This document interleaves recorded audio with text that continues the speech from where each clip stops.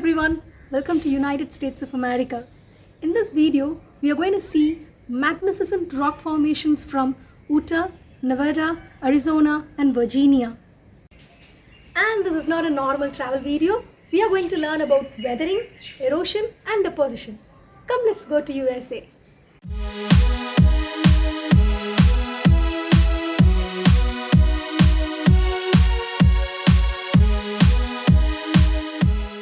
Now, before we watch these beautiful videos, let's learn some theory on geography. There are two main processes that involves in the creation or destruction of landforms. They are weathering and erosion. Weathering is just the breaking up of rocks, whereas erosion is the movement or transportation of this weathered rock. So when the rock breaks, it's weathering. Whereas when the rocks gets transported like this, it becomes erosion. Now there are three types of weathering: mechanical weathering, chemical weathering and biological weathering. Mechanical weathering is just the physical breakup of rocks. Weathering is caused due to three reasons: frost, moving water or heat from the sun. Chemical weathering causes changes to the chemicals present in the rock due to chemical reactions, and eventually because of this the rock breaks up. The Bryce Canyon in Utah is known for its crimson colored hoodas. These tall thin rocks are called hoodas. The two forces of nature, erosion and weathering, they've together sculpted the Bryce Canyon's hoodas, which are nearly 200 feet high, and they are formed 10 to 15 million years ago. And the primary weathering force in this Bryce Canyon is mainly frost wedging. Do you know that water expands on freezing? Let's do an experiment. Take an empty disposable water bottle. Okay, a normal one which is usually very thin. Now fill it with water till the top and close it very tightly and put it inside the freezer. And let it stay there for a few hours. Let's see what happens. So this is the water bottle I took out from the freezer. After a few hours, see the bottom of the water bottle, it has swollen up. So this proves that water expands on freezing. Now let me explain this frost wedging. During the daytime, the rainwater seeps inside the cracks in rocks. And during night time, when the temperature goes below 0 degrees Celsius, the water freezes and expands, causing the cracks to widen. And when this process continues for days, it eventually breaks up the rock. In the Bryce Canyon, these hoodos have experienced more than 200 freeze and thaw cycles each year. This is the Valley of Fire State Park, Nevada's oldest, largest state park. It consists of 46,000 acres of red Aztec sandstone formed by shifting sand dunes 150 million years ago. They are blended with grey and tan colored limestone. This stunning landscape glows red for miles and it is the most beautiful at sunset. This is the Dead Horse Point in the state park in Utah. Such a beautiful place, but why is it named as a Dead Horse Point? Let's learn the history about this place first. Around the turn of the last century, many wild horses used to roam here. And the cowboys were always looking for ways to catch these sturdy, beautiful horses. And one of the best ways they found to capture them was to herd them into a trap such as this. See, it has steep cliffs on all sides with only a small, narrow strip of land for access, just like a neck. And then they would build a fence across the neck, and they would sort out the horses and choose the ones they want, and they will let the others go free. Now, coming to the legend, once a band of horses were accidentally left here with the fences closed, and so they all died of thirst. Hence the name Dead Horse Point. From here, we can see the Canyonlands National Park and also the Colorado River. Goblin Valley State Park in Utah features thousands of hoodos that look like goblins. These are mushroom-shaped rocks and some are several meters tall. This distinct shape is a result of an erosion-resistant layer of rock on top and a relatively softer sandstone at the bottom. So the bottom layer gets easily eroded than the top layer, creating mushroom-shaped rocks that resemble goblins.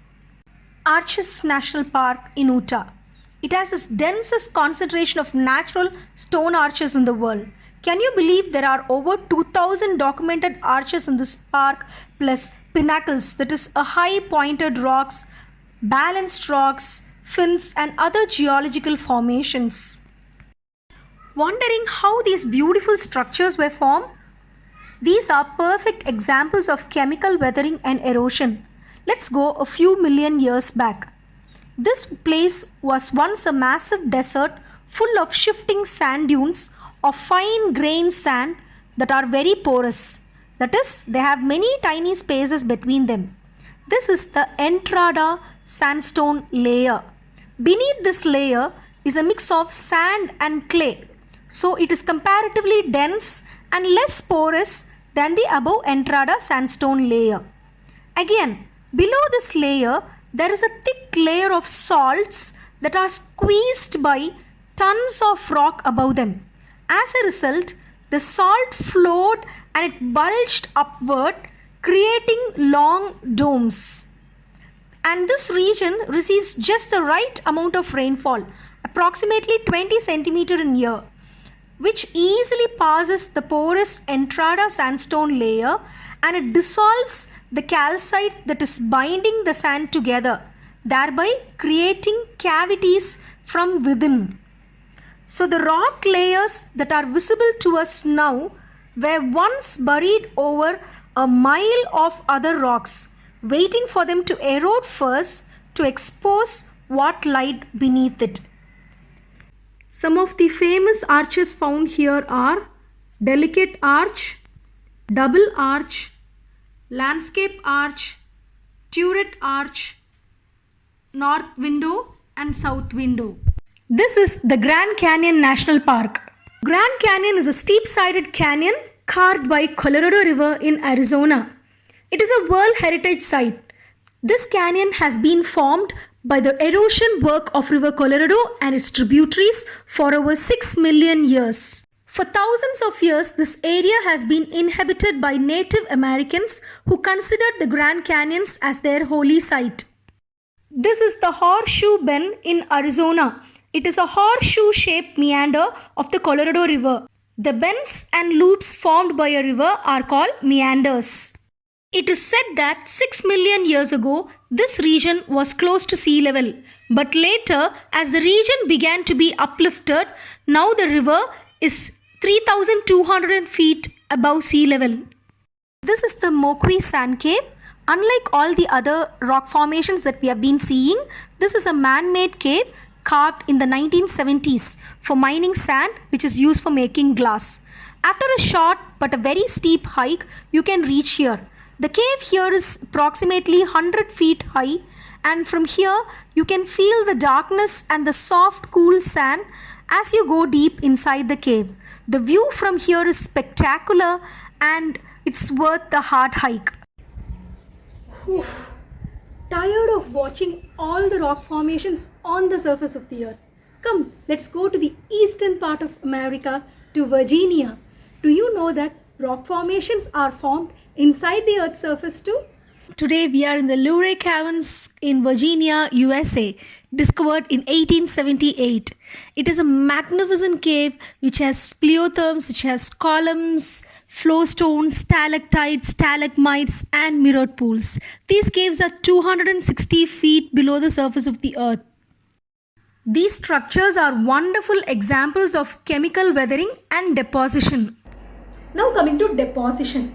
Deposition is the process in which the sediments, that is the broken particles such as rock, soil, gravel, mud, they get added to the land masses to create new landforms. When rainwater seeps through the small cracks in these limestone caves, they dissolve the calcite, and over a period of time, the dripping water from the ceiling, which has small bits of calcite, that is calcium carbonate, will form stone formations that are shaped like ice cream cones hanging from the ceiling. They are called stalactite. And if this water that drops to the cave floor still has some dissolved calcite in it, it gets deposited in the cave floor, forming cone-shaped stalagmites. When these stalagmites and stalactites meet, they form a column. Now, how to remember the stalagmite and stalactite? Now, stalactite, the letter C, remember it stands for ceiling. So, this is the stalactite. Stalagmite, remember the letter G, stands for ground. So, the one that is hanging from the ceiling is stalactite, and the one that is standing on the ground is stalagmite. Easy, right? Here you can see flow stones. That is, when the water is flowing from the caves itself, they form stones called flow stones. You see the rocks here have different colors. It is said that the black color represents magnesium oxide and red iron oxide, white calcium oxide. Here you can see the green algae deposited here on these rocks, and here you can see the ferns that grow in places where we have little sunlight. These ferns are so fascinating to see in these caves. It takes millions of years to create these beautiful cave formations. Often these dripping water flows down and creates pools. Due to lack of movement of air inside the cave, see how beautifully the water is reflecting the stalactites like a mirror. So these pools are called mirror pools. Have you seen such rock formations in India? I would like to know about your experiences. Do leave your comments in the comment box. I hope you enjoyed watching this video and learning geography with me as much as I did. And if you have not yet subscribed to my channel, do click the subscribe button. And don't forget to like and share this video. See you. Bye-bye.